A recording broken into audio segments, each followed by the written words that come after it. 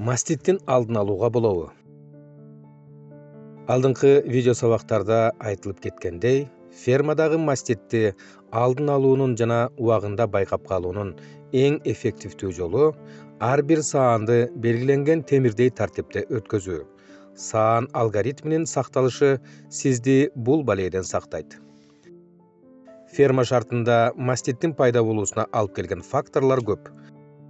Алардын өтө көп кездешкендери: саан агрегатынын начар иштешинен желинде саалбай калган калдык сүт, сарайдагы булганыч төшөндү же уйдун жата турган жеринин таза эместиги, аба ырайынан, тагыраагы жел аргы ургандан жана аяздуу сууктан желин тамырчаларынын жана сүт каналдарынын жабыркашы, саанга чейин жана саандан кийин гигиеналык талаптарды сактабагандык, рацион, тагыраагы тоюттун сапатсыздыгы жана мал көндүм болгон тоютту ыксыз тез алмаштыруу. Травма. Төл учурунда тондун толук түшпөй калуусу. Инфекция кирүү. Төлгө чейин жана саан башталганда малдын арык багылышы. Травма опасна с точки того, что оно мокрое, сетчатое, по-любому тягать, чачырать, скользить может, падать. Толк калат, ничего, сидик томат, бог томат. Потом далее холодный тоже негативно будет влиять. Поэтому самый лучший вариант это солома. И мягкое. Мастит, вот то, что мастит можно продать один. Второе это вот доение, как мы это уже объяснили. Дойка, дяшился, мастит поводит. Скрытый мастер бар, оно в любом случае себя проявляет или исчезает, да?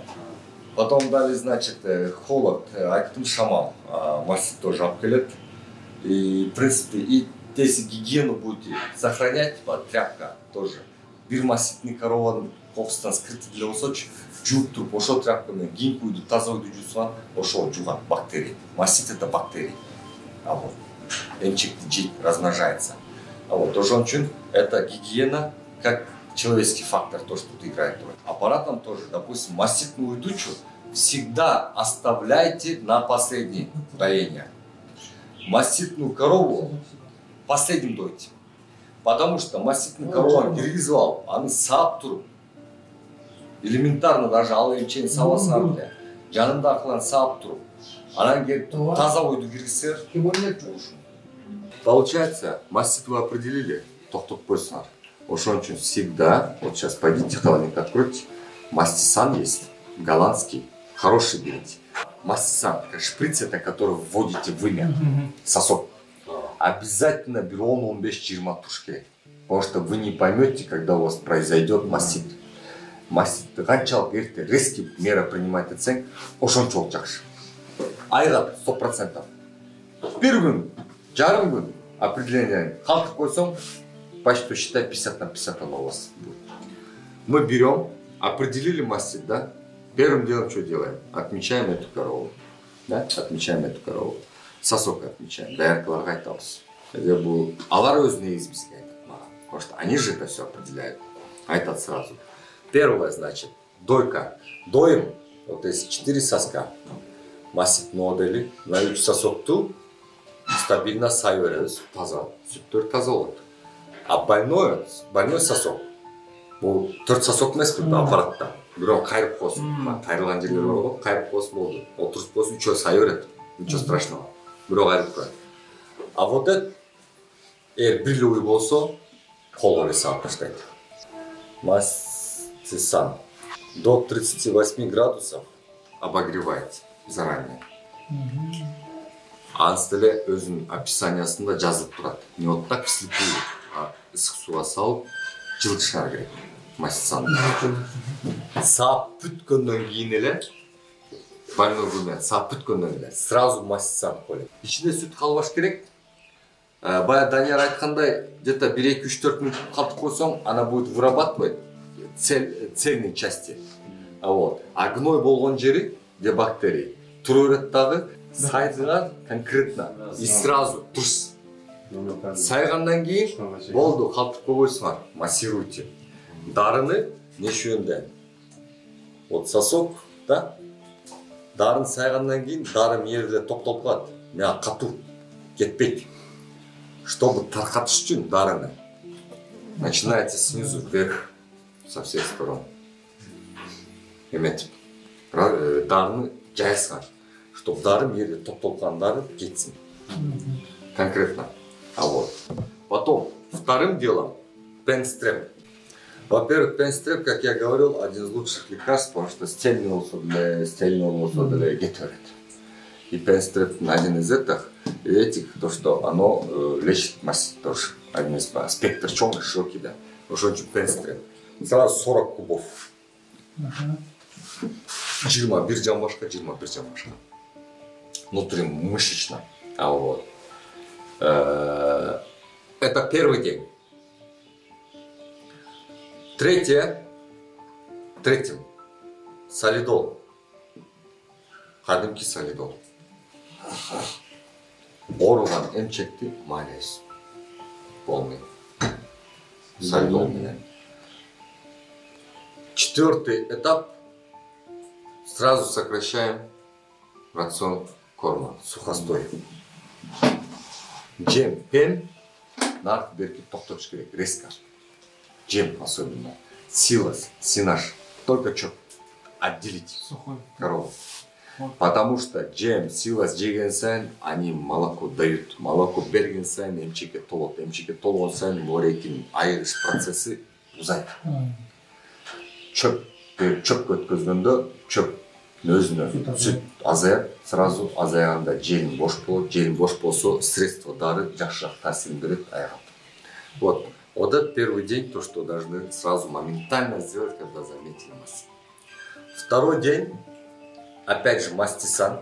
24 саатта бир. Мисал, вечером начали, значит, вечером продолжаем. Утром начали, значит, утром продолжаем. Мастисан. Саясар. Также вот 6 градусов жылытып алып. Второй пенстреп. Стреп. Вот. Солидол. То же самое. Это что, второй раз ты имеешь? Второй день. А, второй день. Да. А знаете, когда вы сразу определяете и вот этот процесс делаете, на следующий день уже эмчек может шукать. Резкий может. Резкий 40. А солидол Резкий. шопот, да? Солидол полный малец. Эмчеке. Резкий может. Там еще остается осадок. Мастисанды до конца лечить керек. Убить надо. Чуть-чуть, bu жұмсап қалып тұрып, жөнін алып қойсалар, бір күннен кейін ертесін қайта шішіп жатып, еще хуже будет. Маститтин Калифорния тести деген эмне? Маститти кантип эми жашыл түрдө өтүп аткан маститти кантип текшерсек болот. Ага калифорнийский тест деген бар. Калифорнийский тест. Ага атайын ушундай дарысы бар. Мисал үчүн Жапон элинен келген ушундай дарысы бар. Калифорнийский экспресс тест деп коет. Тез арада билсек болот. Мисал үчүн сүттү биз 4 эмчегинен моундай 4 кичинекей идиштерге куюп алышыбыз керек. Азырстан 2 кубиктен де сүт, 2 кубик мисал үчүн мен мына даярдадым. 2 кубик сүт. 2 кубиктен сүттөн куюп алабыз. Мисал үчүн мындай. Ар бир эмчектен, ар бир жеринден мисал үчүн саап алабыз. Аны көрсөтөт тиги балдар. Анан мондай калифорнийский атайын дарысы бар. 2 кубик дарысын алабыз. 2 кубик. Анан ар бир ушул идишке куюп аралаштырабыз сүттү. Ошентип аралаштырып, мына сүттү монтуп аралаштырып, анан сүт болсо тиги дагы менен аралашканда жана жумуртканын уюгундай болуп туруп уюп калса, жана агындай болуп, жумуртканын агындай болуп, мындай чойлуп калат сүт. А сүт тиги дагысына аралашып калса, анда мастит жок. Эгерде жана уюп өзүнчө өңү өзгөрүлүп, ошол дары менен да өңү өзгөрүлүп калат. Ошол жеринде демек мастит бар. Маститти эми дарылаш үчүн өзүнүн схемасы бар. Ар бир ветврач аны дарылап берет. Малчылар деле кээ бирлер бар билет кантип дарылашты. Бирок бир эле сунуш ошону убактысын өткөрбөй саанчылар саап атканда сүттүн өзгөрүлүп калышын дарозамат айтып, дарозамат уколдорду атып, же болбосо эмчегине желине атайын дарыларды куят, ошолорду дарылап башташ керек. Анткени минута, саат сайын өткөн сайын сүттүн ичинде микробтор бат өнүгүп, анан тиги жеринде такыр мастит жаратпай коюшу мүмкүн. Маститке чалдыккан малдын сүтүн сатууга, атүгүл бышырылгандан кийин да пайдаланууга болбойт. Ал эми мастит өнөкөт түргө өтүп, айыгуудан калган саануйларды аргасыздан жоготууга туура келет.